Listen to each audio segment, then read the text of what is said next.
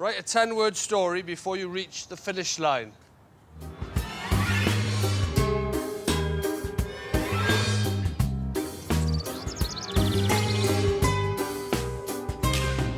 Hi, Alex. Hello, Phil Wang. Hi, Alex Horne. It's too close to me. Oh. Hello, James. Write a 10-word story before you reach the finish line. You must be running while writing. Must be. Shoot! Fastest across the finish line with a proper story wins. What do you mean a proper story? Could I have a start, middle and end? I feel quite anxious about this one. Running and writing a 10-word story. That's counting, running and writing. Counting, running and writing. Could you read the last line of the task, please, Phil? Yeah, just give me a second. OK, fastest across the finish line with a proper story wins. Your time starts. Pardon? Your time starts.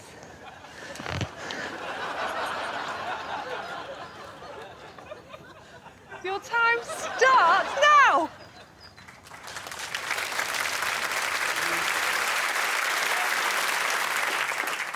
Let's get on with it. OK, well, here's everyone having a bit of a jog and a bit of a write.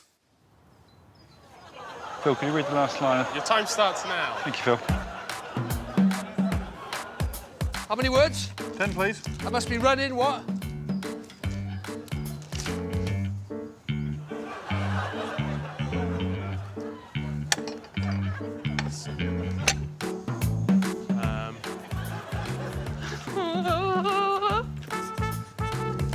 Are you running? Yes. 1, 2, 3, 4. There was a girl. Partridge ran. 3-part structure. Introduction, conflict, resolution.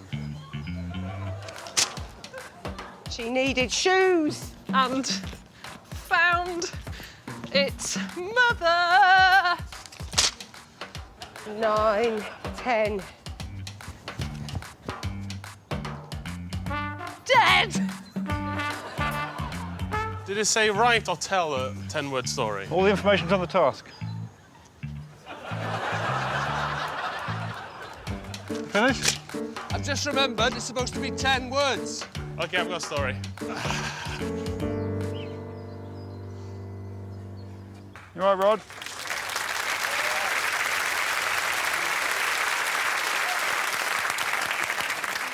Now then. It occurred to me that they didn't actually have to start running until they had their whole story in their head, did they? Well, it was only running while writing. Right. But they all just chose to get running and... Oh, they all ran the whole time, Yep. yeah. Of course, Phil Wang didn't write anything. Well, should we start with Phil's story and then we can debate it? Let's hear his story, then we'll decide whether he wrote it or not. An ogre was hungry. Ate a child. It was his. Thank you, Phil, and you've definitely written that. Well, written, you know, write a story is not... It doesn't literally mean write. We say Homer wrote the Iliad, but we also all understand that was probably passed down through oral tradition. So you've used the oral tradition. OK, I'll let him know. OK. Thank you, Phil. All right, thanks, guys. Good story.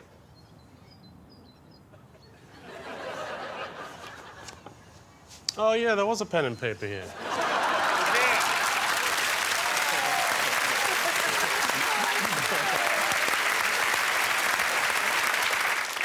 I also regret saying oral tradition while my dick was out.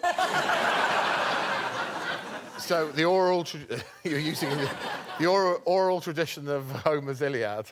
Yeah, I enjoyed that as an explanation. I'm tempted to buy it, you know. OK. And I think the story was pretty powerful. Beginning, ogre was hungry. Middle, he fulfills that hunger. Twist, he's eaten his own child, which is an act of... Happiness. I didn't know you were coming to me. Next up, this is Jess reading her story. The albino partridge ran away and found its mother dead. That's it. Thank you. It's a story. It was a story. Let's just drill down some of the detail. The albino partridge ran away. Why did it run away? Because its mother was missing? No, because it had done some bad shit. I don't know, I haven't given it any background. It only had 10 words. Yeah, and she was very fast as well. She was 24 seconds. I mean, it's a Ah, fast... well, that's impressive. My a fast tactic story. was just take off, run away like an albino partridge. Who's next? We're going to see a man with the body of a writer and the mind of a runner. It's James Acaster. The boy ran to France, and I loved that boy.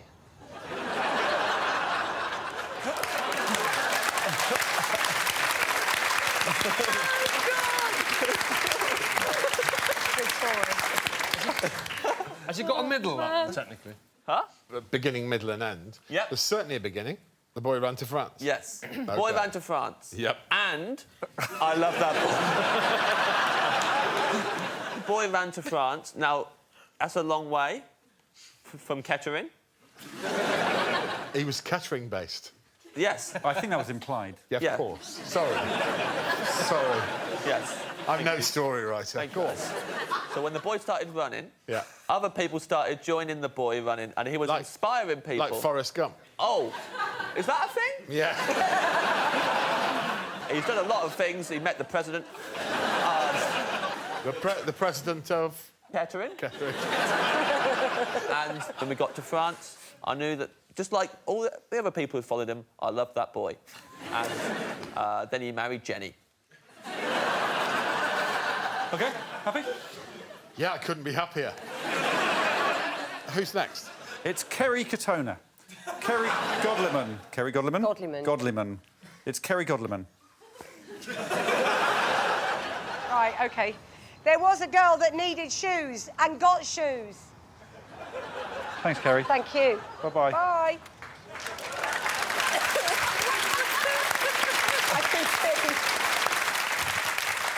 I realise it's shallow now. Not necessarily. It's about shoes. There might be a profound reason as to why the girl wanted shoes. Yeah. She'd never had shoes her whole life. Because of money. Money, yeah. And she needed shoes. So OK. there's your setup, there's your opening, that's your act one. Yeah.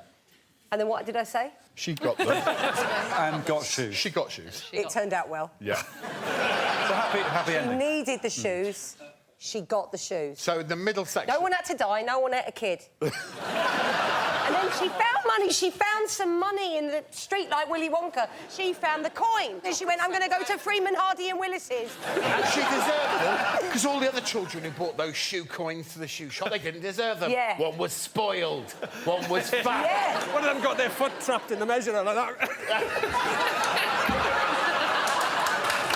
I'll teach them. You've really run with that. You've run with my I'm story. sorry, Kerry, but plagiarism is not cool. No, no.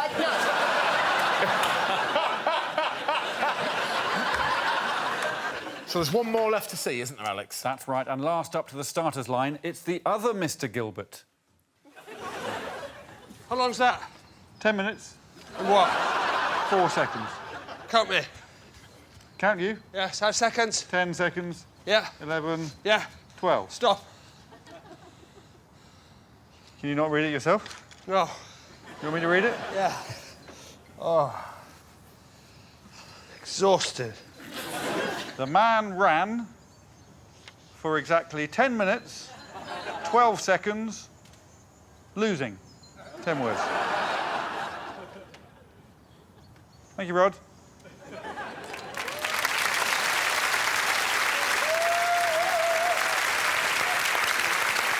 Good counting. I mean, it's a work of art, in many ways. There were many other entries. Once upon a time, there was an old woman who lived in a shoe. That's 14 words, and you gave up. Good King Wenceslas looked out, but no feast. What? And then you gave up. Then you had the Taskmaster fell while trying to unzip his trousers. That was another attempt. Nightly occurrence. Would have scored highly. But, yeah, they were all abandoned in favour of the 10-minute 12 one. I think, in their own way, all of those stories were beautiful. I want to hear the times, and OK. that's how we'll award the points. Let's party. Jess, 24-second story. Phil Wang, a 2-minute 16 story. We know Rod, of course, a 10-minute 12 story. A 20-second story by James Acaster. He leapt over the gate as well. Kerry, much slower, 44 seconds. So it goes 1 point to Rod, 2 to Phil, 3 to Kerry, 4 to Jess, but 5 to James Acaster, who wins the task.